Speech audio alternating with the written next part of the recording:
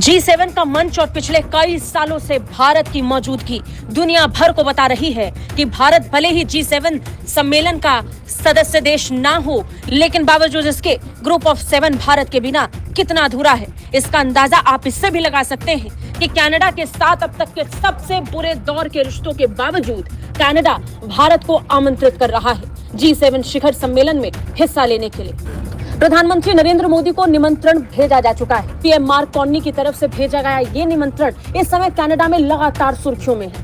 Canada में अलग अलग तरीके से सवाल उठ रहे हैं। तीखे सवाल पीएम मार्क कार्नी से पूछे जा रहे थे। सवाल कि पूर्व प्रधानमंत्री जस्टिन ट्रूडो जो लाइन भारत और कनाडा के बीच में ड्रॉ कर रहे थे, उस लाइन को कनाडा के प्रधानमंत्री मार्क कार्नी क्यों मिटा रहे हैं। और इसी सवाल के जवाब में पीएम मार्क कार्नी का जवाब सुनने लायक था। अपने जवाब से खालिस्तानी एजेंडे और कनाडा में भारत के प्रोपेगेंडा के खिलाफ जिस तरीके से जवाब मार्क कार्नी ने दिया, उसके बाद पूरा कनाडा दंग है। मार्क कार्नी ने दो टूक जवाब दिया और कहा कि कुछ देशों का साथ होना जरूरी है।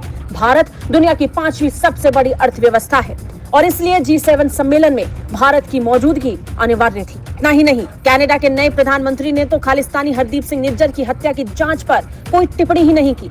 जस्टिन ट्रूडो के बिल्कुल विपरीत पीएम मार्क कार्नी का रवैया इस समय कनाडा के मीडिया को समझ नहीं आ रहा। कार्नी ने स्पष्ट किया कि कनाडा कानून के शासन का पालन करता है और जांच एजेंसियां स्वतंत्र रूप से इस पर काम कर रही हैं। कार्नी से सवाल पूछा गया कि क्या उन्हें लगता है कि मोदी की हरदीप सिंह निज्जर की हत्या में भूमिका थी, तो इसके जवाब में मार्क कार्नी ने कहा कि कनाडा में एक कानूनी प्रक्रिया चल रही है, काफी आगे बढ़ चुकी है और उन कानूनी प्रक्रियाओं के संबंध में टिप्पणी करना अभी उचित नहीं है। इतना काफी नहीं था, कार्नी ने G7 शिखर सम्मेलन में भारत को भेजे गए निमंत्रण को लेकर भी पूछे गए सवाल पर ऐसा जवाब दिया कि पत्रकार बस सुनते रह गए। कार्नी ने दो टूक कहा, चूंकि भारत दुनिया की 5वीं सबसे बड़ी अर्थव्यवस्था है, दुनिया का सबसे अधिक आबादी वाला देश और सप्लाई चेन्स का केंद्र है, इसलिए ऊर्जा, आर्टिफिशियल इंटेलिजेंस और महत्वपूर्ण खनिजों पर चर्चा करने के लिए जारी जांच के बावजूद देश के नेता को आमंत्रित करना महत्वपूर्ण था।